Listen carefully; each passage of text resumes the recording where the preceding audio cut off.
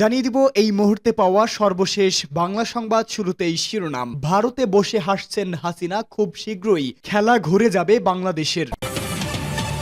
এরপরেই জানাবো, হাসিনা যাবে আর অন্য কেউ ক্ষমতায় আসবে বলে মানুষ আন্দোলন করেনি, আক্তার হোসেনের মন্তব্য।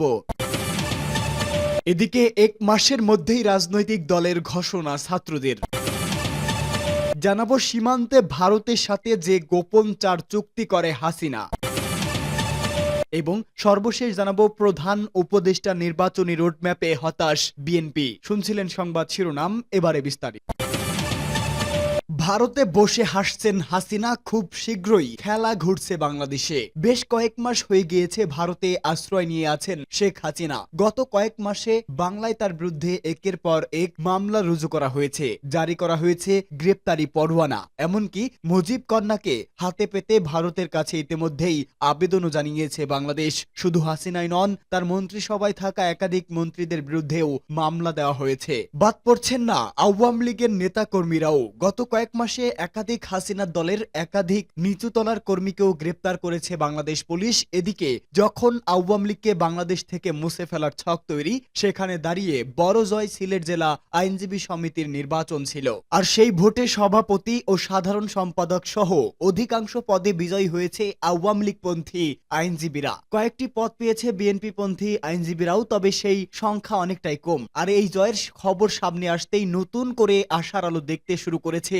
বহু আওয়ামী লীগ কর্মী। অনেকেই বলছে ফের ঘুরবে হাওয়া, বাংলাদেশের মসনদে হাসিনা রাজ শুরু হবে বলেও হুঁশিয়ারি। বাংলাদেশের সংবাদ মাধ্যম বাংলা ট্রিবিউনের খবর অনুযায়ী সিলেট জেলা আইনজীবী সমিতির নির্বাচনের গণনা হয় গত শুক্রবার। গোটা দিন ধরেই 1850 জন ভোটারের মধ্যে 1460 জন আইনজীবী ভোটের অধিকার প্রয়োগ করেন। নির্বাচনে 26টি পদের বিপরীতে প্রতিদ্বন্দ্বিতা করেন 65 জন প্রার্থী। নির্বাচনের সভাপতি পদে সিলেট নগরী 15 নম্বর ওয়ার্ড আওয়ামী লীগ সভাপতি সরওয়ার আহমেদ চৌধুরী আবদাল 770 ভোট ও সাধারণ সম্পাদক পদে জেলা ছাত্রলীগের প্রাক্তন আইন বিষয়ক সম্পাদক জোবায়ের বখত জুবের 330 ভোট পেয়ে নির্বাচিত হন। আওয়ামী লীগপন্থী আইনজীবীদের জয়ের খবর সামনে আসতেই উচ্ছ্বাসে ফেটে পড়েন কর্মী সমর্থকেরা। কার্যত আবির খেলায় মেতে ওঠেন অনেকেই। বলে রাখা প্রয়োজন, বাংলাদেশের নির্বাচনে লড়াই করতে চায় শেখ হাসিনার আওয়ামী লীগ, আর তাই নতুন দলকে চাঙ্গা করতে চলছে মরিয়া চেষ্টা। বিবিসির খবরে বলা হয়েছে, ভার্চুয়াল মাধ্যমকে ব্যবহার করে সেদেশের নেতা কর্মীদের সঙ্গে বৈঠকও করতে পারেন মুজিব কন্যা শেখ হাসিনা, দিতে পারেন কঠিন বার্তা ও রুটম্যাপও।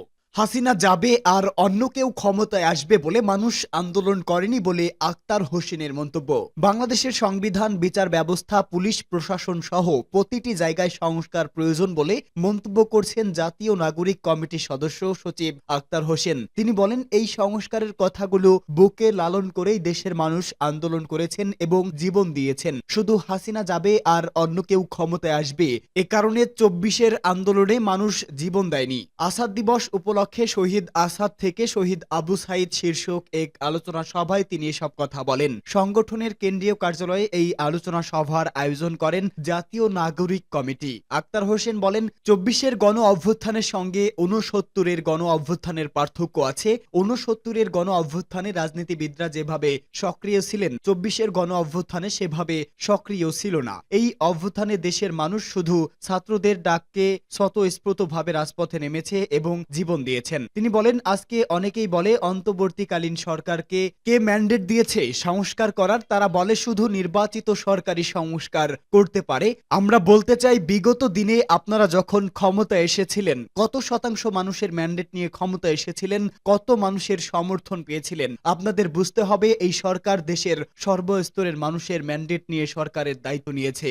আক্তার হোসেন বলেন, ফ্যাসিবাদী আওয়ামী লীগকে পুনর্বাসনের চেষ্টা চলছে, কিন্তু আমরা ফ্যাসিবাদী আওয়ামী লীগকে আর কোনোভাবে রাজনীতিতে প্রাসঙ্গিক হতে দেব না। এই ফ্যাসিবাদীদের টিকিয়ে রাখতে সব থেকে বেশি ভূমিকা রাখবে 72-এর সংবিধান। বাংলাদেশকে ফ্যাসিবাদ থেকে মুক্ত করতে 72-এর সংবিধান বাতিল করতে হবে এবং অবশ্যই এটা নতুন সংবিধান তৈরি করতে হবে। তিনি বলেন, আমরা যখন নতুন সংবিধানের কথা বলেছি তখন অনেকে আমাদের বিরুদ্ধে কথা বলেছেন, অথচ এই তরুণরা নতুন সংবিধান কিভাবে তৈরি করা হবে তার রোডম্যাপ তৈরি করেছে। দেশের রাজনৈতিক দলগুলো ওই রোডম্যাপ হাজির করতে পারেনি অন্তর্বর্তী সরকারকে উদ্দেশ্য করে আক্তার বলেন, শুধু রাজনৈতিক দলগুলো হুমকিতে আপনার সংস্কারের পরিবেশ তৈরি না করে ক্ষমতা ছাড়বেন না। সংস্কার শুধু কথার মধ্যে নয়, আপনাদেরই বাস্তবায়ন করতে হবে। অনুষ্ঠানে জাতীয় নাগরিক কমিটি ও বৈষম্য বিরোধী ছাত্র আন্দোলনের নেতাকর্মীরা উপস্থিত ছিলেন।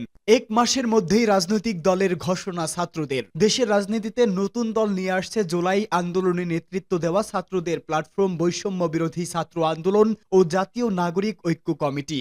আসন্ন ফেব্রুয়ারি মাসের প্রথমার্ধেই এই দলের আনুষ্ঠানিক ঘোষণা আসবে বলে জানা গেছে। জুলাই আন্দোলনের প্রথম শহীদ আবু সাইদের বাড়ি থেকে লং মার্চ শুরু করে চট্টগ্রামের শহীদ ও ওয়াসিমের বাড়ি পর্যন্ত লং মার্চ করে এই দলের ঘোষণা দেওয়া হবে। সাম্প্রতিক নাগরিক কমিটির বাংলা মেট্রোস্থ কেন্দ্রীয় কার্যালয়ের অনুষ্ঠিত এক বৈঠকে এসব সিদ্ধান্ত নেওয়া হয়েছে। রাজনৈতিক দল গঠনের সার্বিক কার্যক্রম, জেলা উপজেলা পর্যায়ে কমিটি গঠন এবং দেশের রাজনৈতিক অবস্থা সহ সার্বিক বিষয় নিয়ে এই বৈঠকের আয়োজন করা হয়। নতুন দল গঠনের বিষয়ে জাতীয় নাগরিক কমিটির সদস্য সচিব আক্তার হোসেন ইত্তেফাককে বলেন, দেশের সাধারণ মানুষ একটা নতুন রাজনৈতিক শক্তির জন্য অপেক্ষা করছে। জনমানুষের আকাঙ্ক্ষা আমরা লক্ষ্য করেছি এবং তার কিছু স্পষ্ট প্রস্তুতি ইতিমধ্যেই সম্পন্ন হয়েছে।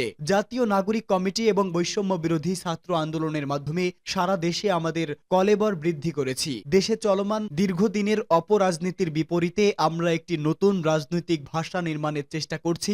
আমরা বিশ্বাস করি দেশের মানুষই আমাদের মন থেকে গ্রহণ করার জন্য উন্মুখ হয়ে আছে। আশা করি ফেব্রুয়ারির মধ্যেই এই দলের আত্মপ্রকাশ ঘটবে। বৈঠক সূত্রে জানা গেছে, দ্রুততম সময়ের মধ্যে সারা দেশে নাগরিক কমিটির জেলা ও উপজেলা কমিটি শেষ করেই এই দলের ঘোষণা দেওয়া হবে। সীমান্তে ভারতের সাথে যে গোপন 4 চুক্তি করে হাসিনা সরকার। বাংলাদেশ ও ভারতের মধ্যে 4150 কিলোমিটার সীমান্ত এলাকার মধ্যে 3271 কিলোমিটার এলাকাতেই ভারত অবৈধভাবে কাঁটাতারের বেড়া তৈরির কাজ শেষ করেছে। ভারত অত্যন্ত গোপনে 2010 সালে শুরু করে 2024 সালে শেখ হাসিনার পতনের আগ মুহূর্ত পর্যন্ত এই বেড়া নির্মাণের কাজ করে। এমনই এক চাঞ্চল্যকর তথ্য উঠে এসেছে আমার দেশের প্রতিবেদনে। সীমান্ত ইস্যুতে ভারতকে অন্যায্য সুবিধা দিয়ে শেখ হাসিনা 4টি চুক্তি করেছিল বলে স্বরাষ্ট্র মন্ত্রণালয়ের একজন ঊর্ধ্বতন কর্মকর্তার বরাত দিয়ে তথ্য তুলে ধরেছেন সংবাদ মাধ্যমটি। তিনি বলেন, অন্তর্বর্তী সরকারের সময় গত কয়েক মাস ভারত চুপ থেকে অবশিষ্ট 885 কিলোমিটার এলাকায় কাঁটাতারের বেড়া নির্মাণের সর্বশক্তি প্রয়োগ করেছে। বিজিবি বাধা দিতে গেলে ভারতীয় সীমান্তরক্ষী বাহিনী শেখ হাসিনার আমলের চুক্তিগুলোর রেফারেন্স দিচ্ছে। সীমান্ত ইস্যুতে গোপন এই চুক্তিগুলোর বিষয়ে স্বরাষ্ট্র উপদেষ্টা লেফটেন্যান্ট জেনারেল মোহাম্মদ জাহাঙ্গীর আলম চৌধুরীর দৃষ্টি আকর্ষণ করা হলে সাংবাদিকদের তিনি বলেন, সীমান্তে শূন্যরেখার ভেতরে অবৈধভাবে কাঁটাতারের বেড়া নির্মাণের জন্য 2010 সালে শেখ হাসিনা ভারতের প্রস্তাবে সম্মতি দিয়েছে। পরবর্তী সময়ে ভারত ও বাংলাদেশ এ বিষয়ে 4টি সমঝোতা স্মারকে সই করেছে। অসম এই চুক্তি বাতিল করার জন্য আমরা ভারতীয় কর্তৃপক্ষকে চিঠি দেওয়ার সিদ্ধান্ত নিয়েছি। উপদেষ্টা জানান, বাংলাদেশ ভারত যুগ্ম সীমান্ত নির্দেশাবলী 1975 অনুযায়ী উভয় দেশের শূন্যরেখার 150 গজের মধ্যে প্রতিরক্ষা বদলিত যে কোনো কাজ সম্পন্নেরই বিষয়ে সুস্পষ্ট নিষেধাজ্ঞা রয়েছে। এছাড়া উভয় দেশের প্রয়োজনে শূন্যরেখা থেকে 150 গজের মধ্যে যে কোনো উন্নয়নমূলক কাজ করার ক্ষেত্রে একে অপরের সম্মতি নেওয়ার বাধ্যবাধকতাও রয়েছে। 2010 সালের পর বাংলাদেশ এবং ভারতের মধ্যে বিদ্যমান 4150 কিলোমিটার সীমান্তের মধ্যে 3201 কিলোমিটার এলাকায় ভারত সব নিয়ম নীতি লঙ্ঘন করে কাঁটাতারের বেড়া নির্মাণ করেছে। এখন বাকি 885 কিলোমিটার এলাকায় কাঁটাতারের বেড়া নির্মাণে ভারত চেষ্টা চালিয়ে যাচ্ছে। আমরা এটা কোনোভাবেই করতে দেব না। প্রতিনিয়ত প্রতিটি এলাকায় আমরা নজরদারিতে রেখেছি বলেও জানান উপদেষ্টা। প্রধান উপদেষ্টার নির্বাচনী রোডম্যাপে হতাশ বিএনপি। নির্বাচনী রোডম্যাপ নিয়ে অন্তর্বর্তী সরকারের প্রধান উপদেষ্টা ডক্টর ইউনূসের দেওয়া বক্তব্যে হতাশ বিএনপি, এমনকি দলটির মহাসচিব মির্জা ফখরুল ইসলাম আলমগীর। তিনি বলেছেন, গত 16 ডিসেম্বর বিজয় দিবসে প্রধান উপদেষ্টা ডক্টর মোহাম্মদ ইউনূস জাতির উদ্দেশ্যে যে ভাষণ দিয়েছে তা নিয়ে বিএনপির স্থায়ী ও জাতীয় কমিটির সভায় বিস্তারিত আলোচনা হয় এবং পরবর্তীতে প্রধান উপদেষ্টার প্রেস সচিব সংবাদ সম্মেলনের মাধ্যমে উপদেষ্টার ভাষণের যে ব্যাখ্যা দেন তা নিয়েও আলোচনা হয়। সভা মনে করে প্রফেসর ডক্টর মোহাম্মদ ইউনূসের ভাষণে নির্বাচন সংক্রান্ত বক্তব্য অস্পষ্ট। বিএনপি জাতীয় স্থায়ী কমিটির সভার সিদ্ধান্ত জানতে গুলশানের দলটির চেয়ারপারসনের রাজনৈতিক কার্যালয়ে আয়োজিত সংবাদ সম্মেলনে মির্জা ফখরুল এসব কথা বলেন। সংবাদ সম্মেলনে বিএনপির স্থায়ী কমিটির সদস্য সালাউদ্দিন আহমেদ উপস্থিত ছিলেন। বিএনপির ভারপ্রাপ্ত চেয়ারম্যান তারেক রহমানের সভাপতিত্বে বুধবার বিএনপির স্থায়ী কমিটির সভা অনুষ্ঠিত হয়। এতে উপস্থিত ছিলেন স্থায়ী কমিটির সদস্য ডক্টর খন্দকার মোশাররফ হোসেন, মির্জা আব্বাস, গয়েশ্বরচন্দ্র রায়, ডক্টর আব্দুল মঈন খান, মির্জা ফখরুল ইসলাম আলমগীর, আমির খসরু মাহমুদ চৌধুরী, সালাউদ্দিন আহমেদ, বেগম সেলিনা এফ রহমান, হাফিজ উদ্দিন আহমেদ, অধ্যাপক ডক্টর এজেটেম জাহিদ হোসেন সহ আরো অনেকেই।